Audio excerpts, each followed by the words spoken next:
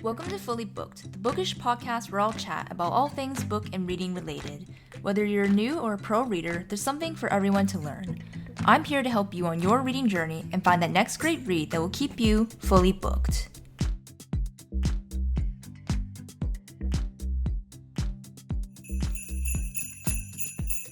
Ho, ho, ho, readers, and welcome to episode 54 of Fully Booked. I'm your host, Natalie, and for those of you not watching right now, I am donning a Santa hat for today's episode. But yeah, it really is that time of year to really get into the holiday spirit because as you guys are watching today's episode, we are officially a month away from Christmas, which if it's your favorite holiday like it is for me, then this is a very exciting time. And I thought, what better way to continue getting into the holiday spirit and doing another Book Recs episode, but we are doing a little bit of a twist where not only are we doing holiday Book Recs, but we are going to be doing Book Recs for your favorite holiday movie.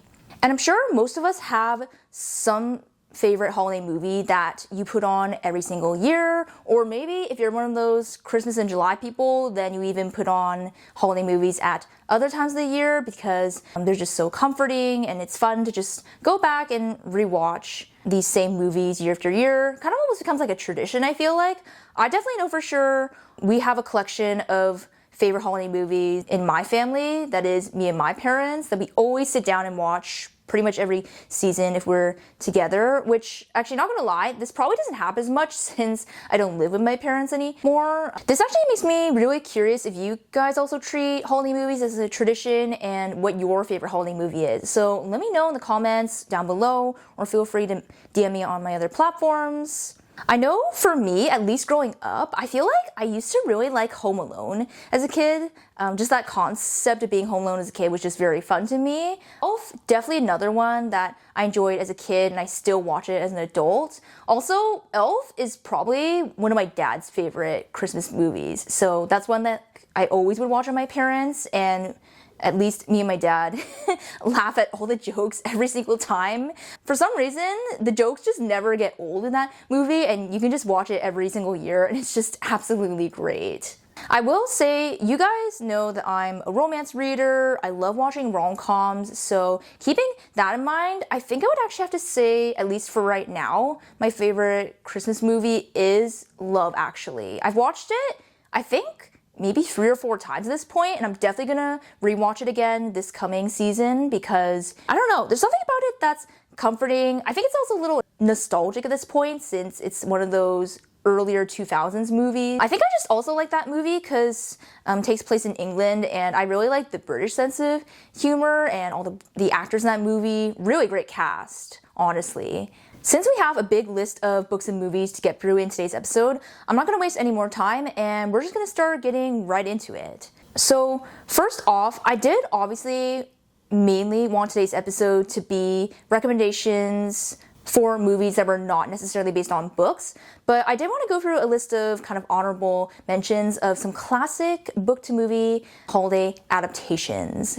And I just realized the first one I have, I think some people are not necessarily going to associate this one with Christmas, but it's one that my parents and I do associate with Christmas, and we always watch it around the holiday season if we get the chance, and that is Chronicles of Narnia, The Lion, the Witch, and the Wardrobe. And then going down the list, we also have It's a Wonderful Life, which is based on the short story, The Greatest Gift, which, if you guys remember, I did read that last year. Then we obviously have Dr. Seuss's How the Grinch Stole Christmas, The Polar Express, Little Women, which we have multiple adaptations of that now that you can watch, Christmas Carol, also multiple adaptations. And then the last one I have is Christmas with the Cranks, which is based on the book Skipping Christmas by John Grisham. Very interesting, this last one, because if I'm not mistaken, I think John Grisham only writes thrillers, or mainly writes thrillers normally, and this is the only non-thriller book that he's ever written, which happens to be a Christmas book. And out of that whole list, I've actually read every single book on there except for Skipping Christmas, but I have seen Christmas with the Cranks, obviously.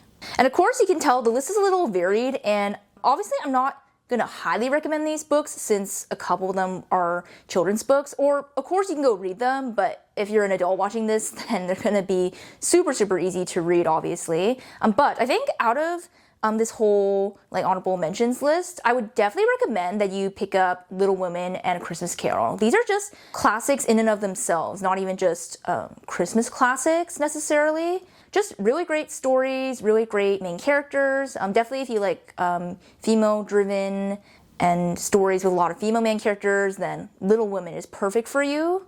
Also, Christmas Carol is pretty short. I think I was looking up on Goodreads the other day, and I think it's under 200 pages, so it's definitely a pretty fast read that you could sit down and maybe get done in a few hours easily. And with that, let's keep going into the actual list for today's episode, because I do have 10 book recs for 10 different movies that I'm going to talk about with you guys now. So the first one that I want to talk about, I actually did just mention it in the previous section.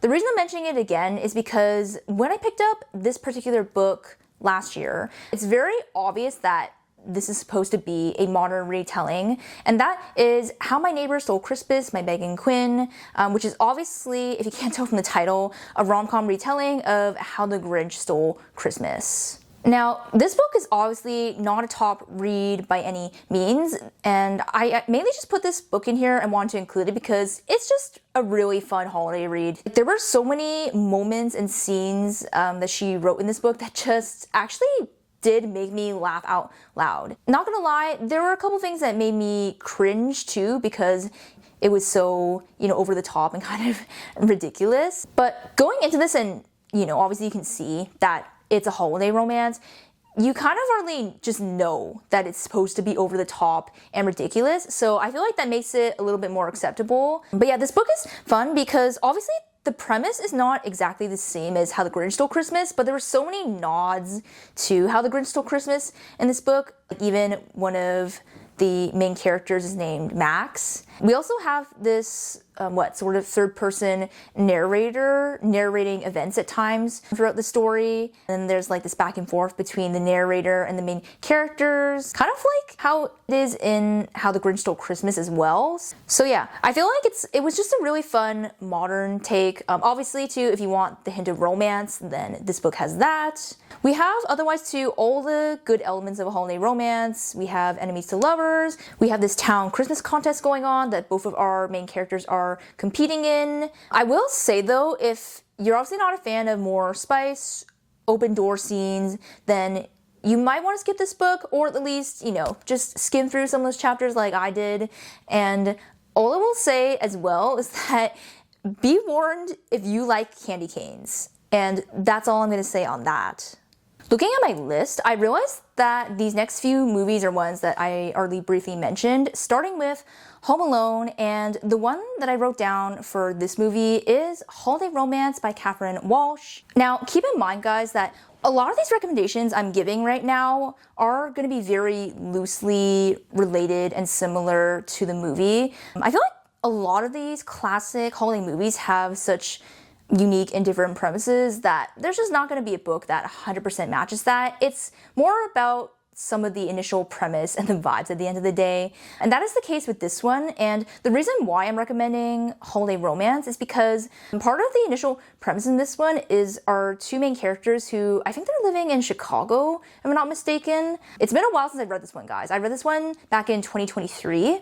They're basically at the airport trying to get home to Ireland where their families are for Christmas. But obviously there's snow, all the flights are getting canceled or delayed, and so they have to figure out another way to get home in time for Christmas, not miss the holidays.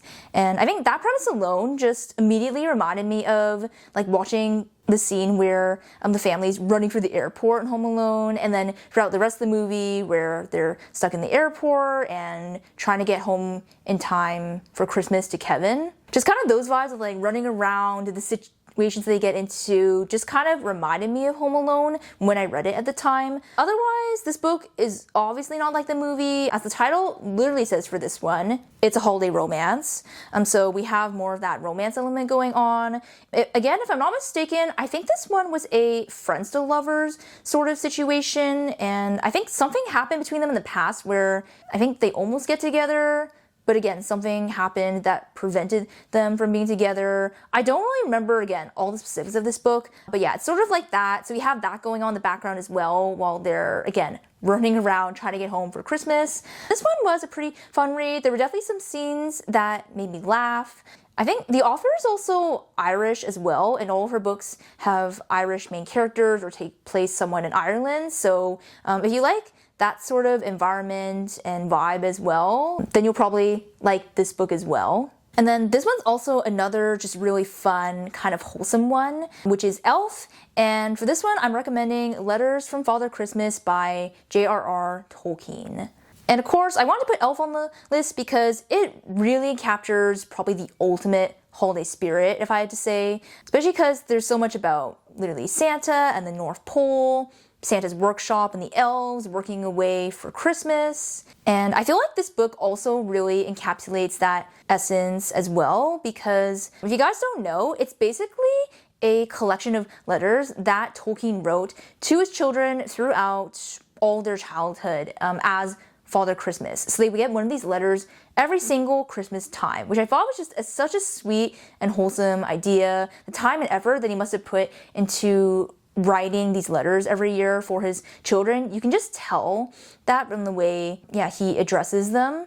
And not only that, he would also write letters from the point of view of like this polar bear helper that also works in Santa's workshop and lives in the North Pole. Just like the different perspectives and humor that he would insert into all these letters was so funny. I think he also attempted to do the illustrations that were in each of the letters, if I'm not mistaken, as well, which again, so sweet and such a nice effort on his part for his children. Obviously, this book is not that long, and since it's a collection of letters, you can either read in one sitting if you really wanted to, or you can be like me, where I would read probably 1 or 2 letters at a time, and that worked really well for a bit of an easier read as well. And of course, if you also do have children, this is a great family read, since again, he was writing letters to his children. But yeah, this one's definitely a great recommendation if you really want to capture a lot of that side of the holiday spirit.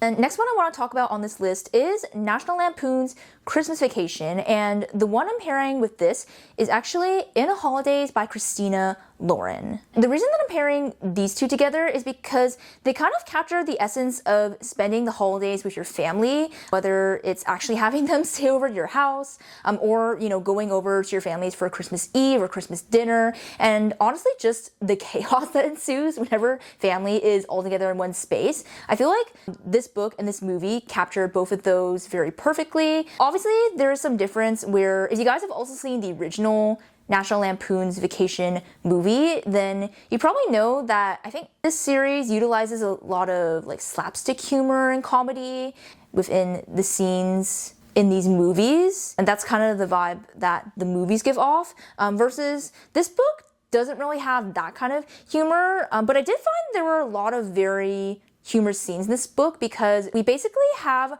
our FMC is stuck in this time loop where she's reliving the same day over and over again, and she keeps going back to Christmas Eve or Christmas Day, if I'm not mistaken, and then she's trying to figure out why she's stuck and how to get out of the time loop. And then because she relives the same day and she already knows a bunch of things that are going to happen that day, she'll like catch things beforehand or say something, but then the other characters will be confused because they're not stuck in the time loop. So it definitely made for some really funny moments and scenes in this book, which kind of matched the essence of National Lampoon's, which is why, again, I'm pairing these together. Otherwise, we have some differences. Of course, this is another holiday romance. I'm sorry, guys. I know there's a lot of holiday romances on this list, but that's just the books that I read. This one's also a sort of friends to lovers romance.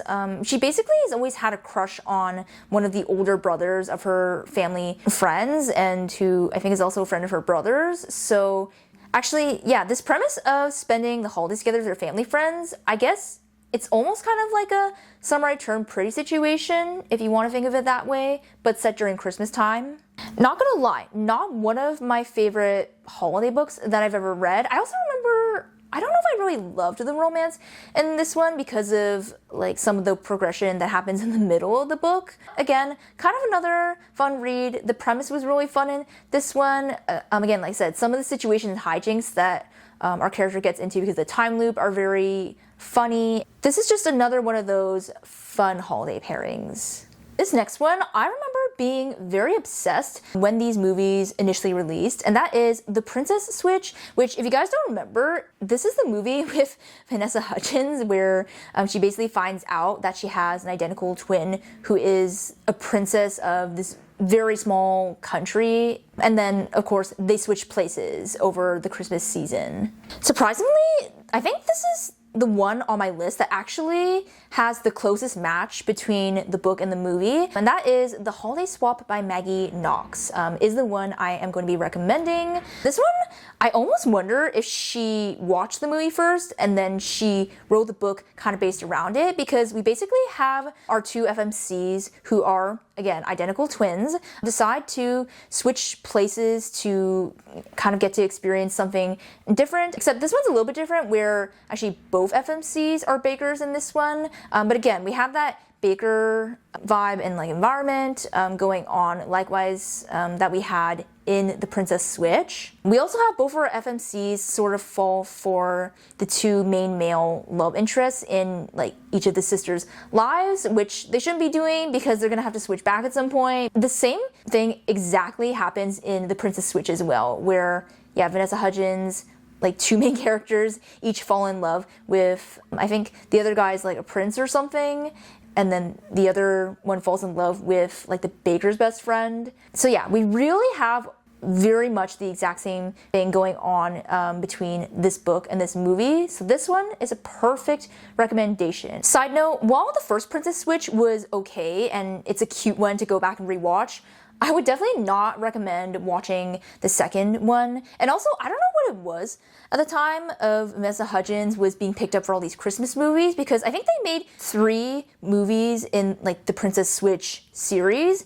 And then there was also another movie that she was in that I actually did watch, which I think it was called The Night Before Christmas, where she falls in love with this knight who's somehow dropped into the present. Yeah, that one was also really bad. I would not recommend watching that as well. And yeah, I think honestly, I did watch the second Princess Switch, but as soon as they introduced the third twin, or triplet rather, who was also supposed to be identical, and she's like the evil identical triplet, I feel like I could not take the movie seriously anymore, even though the first one is also very silly. But yeah, adding the triplet element and whatnot, just, I could not do it after that, guys.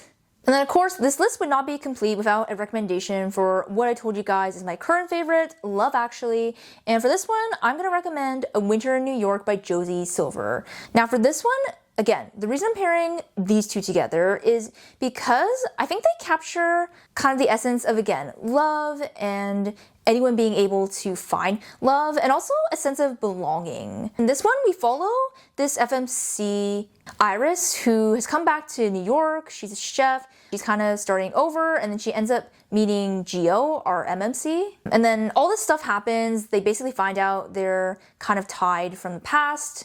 And there's a lot of scenes in this book where she meets Gio's different family members, and they're a really big Italian family from what I remember. So he has like a lot of siblings, and they just immediately take Iris in and give her that sense of belonging and home and comfort that she's always been craving her whole life, which is not exactly the same, but I feel like that's kind of the essence of Love Actually, and like the different stories and relationships that we see throughout that movie. Obviously, it's very different where we are only following one character's point of view in this book, but we follow like 4 or 5 main couples, I want to say, in Love Actually. It also has the same feel where I know Josie Silver is British, and it's kind of weird, even though all the characters in this book were American from what I remember. I feel like just something about the overall style and feel, it feels more British, which is strange because we're also set in New York City. And obviously Love Actually is also a British movie. All British actors, great cast in Love Actually, by the way, I gotta say. Yeah, I think mainly the premise of finding love in all these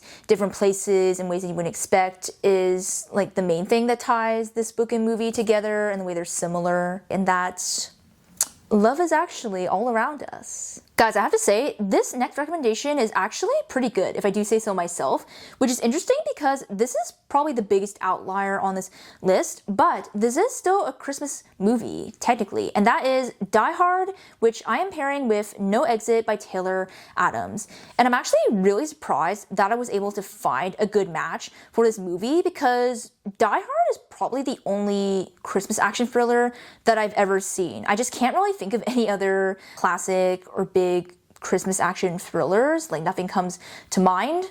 Immediately when I got into the first couple chapters of this book and the situation that we were in, immediately was reminded of Die Hard, where this is also a Christmas action thriller book. Takes place around Christmas, where our FMC is, I think she's driving home for Christmas to see her dying mother, and then she gets stuck in this snowstorm. I think she goes into it was a convenience store or something, and she gets stuck along with this whole other cast of characters, and then she finds out this kind of secret, I guess I'll put it, which then makes her immediately suspicious of all these other characters that she's basically now stuck with. We're kind of in this hostage situation, similar to what happens in Die Hard.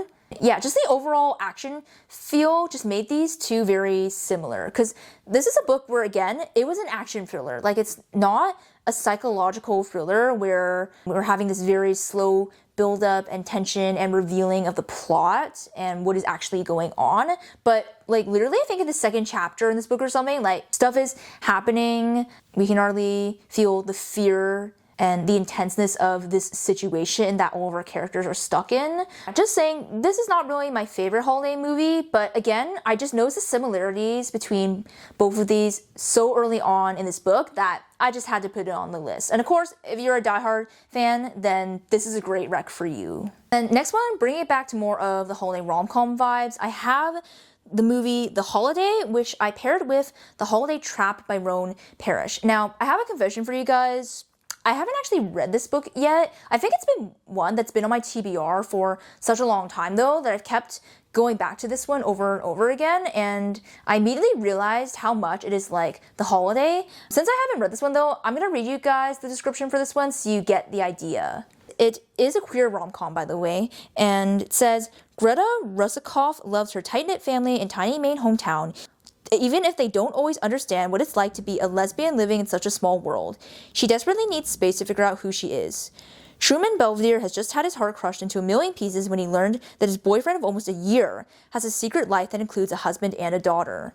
Reeling from this discovery, all he wants is a place to lick his wounds far, far away from New Orleans. Enter Greta and Truman's mutual friend, Ramona, who facilitates a month-long house swap. Over the winter holidays, each of them will have a chance to try on a new life and maybe fall in love with the perfect partner of their dreams. But all holidays must come to an end, and eventually Greta and Truman will have to decide whether the love they each found so far from home is worth fighting for. So I think this author, I'm assuming again for this one, probably already knew or has watched the movie The Holiday, and maybe she based the book around it. That is my guess, because it's so similar, where they basically do the house swap thing and kind of get to live different lives and be with different people. I'm assuming we're gonna have romance for each of our main characters in this one, but then deciding whether it's worth it to fight for that love, seeing as they have to kind of go back to their other life and home. Obviously, I don't know and can't say that much more about the book since I haven't actually read this one, but you guys can probably even tell from reading that description that it's totally playing off of the movie The Holiday, which again, not one of my favorites, but it's definitely one that if I have the time somewhere in the holiday season, I would probably throw it on. Also, I love so many of Nancy Meyers' movies. There's something about them that always have this kind of comforting feel, but then there's a little bit going on, I feel like, in the lives of each of the characters, and there's usually a bit more to the story going on, like, besides the romance. So it's very rom-com vibes, but I feel like she also, just throws in other elements of the characters' lives and just very much blends together a perfect story. I don't know if I described that very well, but if you guys have also watched Nancy Meyers' other films, or if you watched this one, then you probably know what I mean. So I very much hope that the book kind of gives maybe all of those same vibes and uses the same elements as well, but I guess I'll have to read it in the future to find out. The second last one that I have on the list, this one's gonna be a bit fuzzy because surprisingly, I've only seen this movie once, even though it is a rom-com. And that is Serendipity, which I'm gonna pair with This Time Next Year by Sophie Cousins. Actually, I'm gonna be honest, these are both gonna be fuzzy because I think I read this book at the beginning of 2024, so it's been over a year now. But I do remember the fate element is big in both this book and this movie, where actually if you guys haven't seen the movie, I think it's basically this man and this woman like meet and they spend one night together, and then like he wants her phone number, like he wants to keep seeing her, but then something happens and then they like get separated, they go on their separate paths, and then they spend most of the movie like trying to find each other again, basically. And then this book is not really the same fate element. Like they're not necessarily trying to find each other. There is a fate element where they're basically both born on New Year's Day, and I think they were even born in like the same hospital. But despite that, they somehow grow up most of their lives separately until they eventually meet on their 30th birthday. And then I think from there, the two characters keep running into each other, and then as a result of that, they end up just striking up a friendship and of course eventually fall for each other. I think the fate element just plays a huge part in both the movie and this book's storyline and plot, and you know how the two characters end up together eventually. So yeah, that's really why I paired these two together. I'm actually surprised that I haven't seen this movie more times, because I feel like this is one of those classic kind of 2000s rom-coms that came out. I think it's because I used to, if I'm gonna be honest, I kind of used to be more into fate and like fate related stories and romances, but I feel like at this point in my life, I don't like really believe in fate anymore, if I'm gonna be completely honest. So I'm not really drawn to those stories that are related to fate or have that element in them. But if you are one of those people, I guess that you still do like that, or you believe in soulmates and all of that kind of thing, then you probably will like this book and this movie. And then the last one I have on this list is probably the most modern, because checking online, this movie did release a year after The Princess Switch, and that is Last Christmas, which is the one that stars Emilia Clarke and Henry Golding, and I am pairing this one with Always in December by Emily Stone. Now, if you guys were watching the previous episode, then you will know I have also not read this book yet, but actually maybe by the time you guys are watching this, I will actually be reading this finally. I feel like this movie is not as popular, also because it's a little bit newer, so I guess to put it shortly, we basically follow this female main character, Kate, who kind of works in a dead-end job. She basically works as an elf in a Christmas store that's open all year round. She just doesn't really feel like herself, I guess. But then, of course, she meets this guy one night and they spend some time together. Later on in the story, there's kind of this big twist, which actually was a little more emotional for like a movie that's kind of a holiday rom-com, which was kind of surprising. I don't know if I like cried watching this movie, but it did make me tear up a little bit, which is definitely different for a holiday rom-com. And then that's mainly the reason why I'm pairing this book with this movie, is because, like I was talking about in the previous episode, I feel like Emily Stone is known for writing more emotional holiday romances, which is not as common in the holiday romance book space. Even though I haven't read this book yet, I can really tell reading the premise that it's going to be more emotional and that there's going to be some sort of deeper connection between our two main characters. Like the description is pretty vague when it says that, like for example, in this book, our two main characters basically keep running into each other at different points throughout the year. I'm getting the feeling that like it's gonna be have something to do with the past, and that they knew each other in some indirect way and they just never met up until like this point. I don't know. I hope I'm right. I guess I'll have to like find out, but that's the feeling that I'm getting from like reading the description of that book, which ties it very much so to this movie. And that is it for today's holiday book recs episode. I hope you guys enjoyed, especially if you're like me and really get into the Christmas spirit, and if you really love holiday movies. Again, please feel free to let me know below, actually first, which of these books that you would read from today's list, or what your favorite holiday movie is. And as always, do all the usual, like, rate and review the podcast wherever you're listening, subscribe on YouTube. We have more videos to come for the end of 2025. Again, Early Access Fridays are still happening on Buy Me a Coffee. If you would like to donate and support the podcast over there in that way, that's always appreciated. Otherwise, I hope you guys are all having a wonderful, holly jolly day, and I will see you all in the next episode. Thank you for listening to today's episode. I hope you were able to take away something, and be sure to follow the podcast for more bookish content. Until next time, stay fully booked, and I'll talk to you soon.